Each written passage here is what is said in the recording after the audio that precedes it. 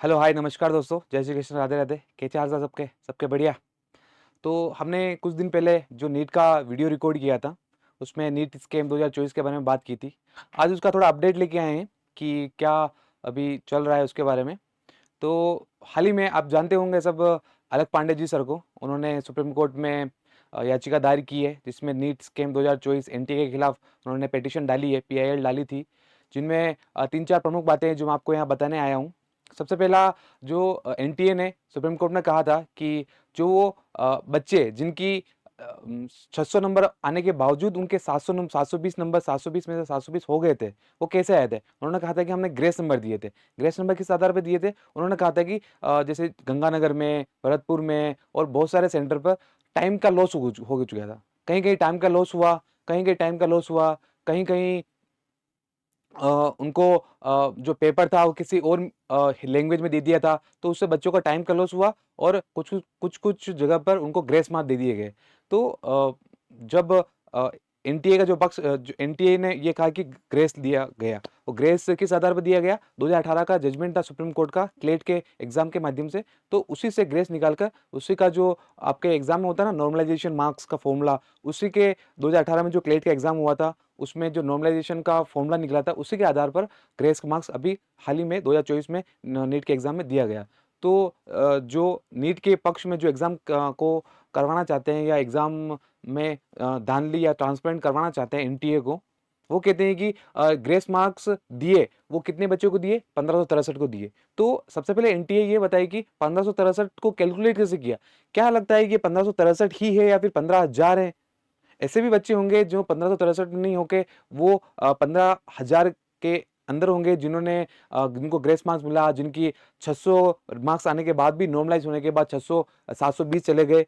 तो ऐसे कितने बच्चे हैं? इनकी ट्रांसपेरेंट जांच होनी चाहिए। इसके लिए वो डिमांड कर रहे हैं अलक पांडे सर की एक इंडिपेंडेंट हाई पावर्ड कमेटी बने, जिनका अध्यक्ष रिटायर्ड जज होना चाहिए सुप्रीम कोर्ट का ही।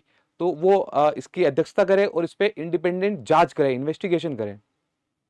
क्योंकि ये एक संविधान में के प्रावधान का मुद्दा है कि राइट टू इक्विलिटी है, कि अगर ग्रेस मिल रहा है, अगर री एग्जाम अभी एनटीए ने कहा कि हम री एग्जाम करवाना चाहते हैं 1563 का, क्यों 1563 का क्यों? बाकी बच्चों का जो ग्रेस मार्क्स मिला है, जो इस नीट एग्जाम स्कीम में आए हुए हैं, तो उनका एग्जाम क्यों नहीं? उनको मार्क्स क्यों नहीं बढ़ाए? उनके एग्जाम क्यों नहीं?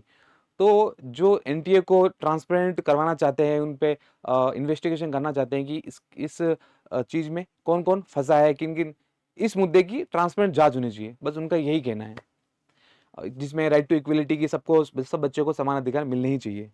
तो ये नीट का जो इसका डिटेल वीडियो अगर आप देखना चाहते हैं, तो मैंने हाल ही में 2-3 दिन पहले ही नीट एग्जाम स्कीम 2024 का इसी थंबनेल के साथ मैंने वीडियो बनाया था, वो आप जरूर देखिएगा। और आप चाहोगे तो मैं इसका लिंक डिस्क्रिप्शन में डाल दूंगा, वहां से आप सीधा देख सकते हो।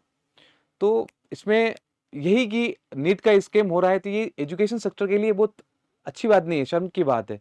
क्योंकि जब बच्चा एग्जाम देने जाता है, वो एक बच्चे का रिजल्ट आना एक उसका इंडिविजुअल टास्क नहीं है, जो इंडिविजुअल टारगेट नहीं है, उसके पीछे कलेक्टिव रेस्पॉन्सिबिलिटी है। उसके माँ बाप, उसके भाई बहन, उसके कहीं ना कहीं टीचर, वो सब इंक्लूड होते हैं उसके रिजल्ट में।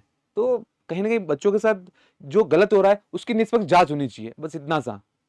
सही और गलत के अंदर में एक सीधी लाइन होनी चाहिए, जिसमें माननीय सुप्रीम कोर्ट है, ये उन पे सबको भरोसा है, वो न्याय अच्छा करेंगे। क्योंकि न्यायालय खुद कहता है कि 100 में से सबके साथ न्याय न्याय हो या नहीं हो, लेकिन एक के साथ अन्याय नहीं होना चाहिए, यही सुप्रीम कोर्ट का कहता है। उन पे वो आंखों पर पट्टी बंदी होती है ना, कानून की देवी पे, इसलिए बंदी होती है क्योंकि जो कानून व्यवस्था है वो एविडेंस पे चलती है, वो इमोशन पे नहीं चलती है।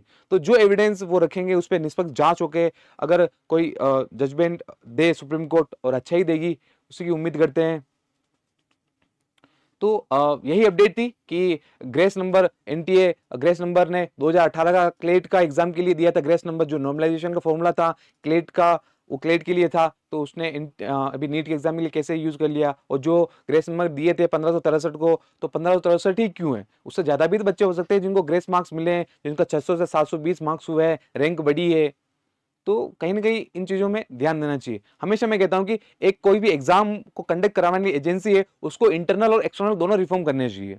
मैंने पहले वीडियो में बात की थी इसकी कि इंटरनल रिफॉर्म अपने अधिकारियों को, जहाँ ड्राफ्टिंग होती है, जहाँ प्रिंटिंग होती है, जहाँ से ट्रांसपोर्ट होता है पेपर, उन सब की निष्पक्ष जांच और निष्पक्ष कार्रवाई होनी चाहिए कि वो पूरा ट्रांसपेरेंट रहे, पारदर्शी रहे। और दूसरा एक्सटर्नल रिफॉर्म मतलब कि बच्चे वहां पर जा रहे हैं तो उनका ऑथेंटिक वेरिफिकेशन इलेक्ट्रॉनिक माध्यम से हो, एडमिट कार्ड, फोटो, उनकी चेकिंग अच्छे से हो, ये सारी सुविधा सेंटर पे होनी चाहिए।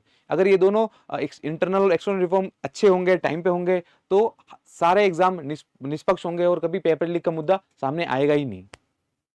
तो ये वैसे एनटीए, जैसे नीट, जो एनटीए एग्जाम करवाती है नीट का, वो पेपर लीक का मुद्दा नहीं है, ये मुद्दा ही अलग है कि ग्रेस मार्क्स दिए वो, और दूसरा 1563 बच्चे ही क्यों है। तो ठीक है, अभी हाल ही में अभी एग्जाम होने वाला है, 10 दिन का विंडो दिया है बच्चों को, तो उसमें एग्जाम होगा, फिर रिजल्ट आएगा, 30 जून को रिजल्ट आएगा। तो देखते हैं उसमें क्या होता है, आगे जो भी अपडेट होगा हम आपको देते रहेंगे। आप हमें फॉलो कीजिएगा, लाइक शेयर कीजिएगा, जिससे हम आपको आने वाले अपडेट ऐसे ही बताते रहेंगे। Thank you. जय हिंद।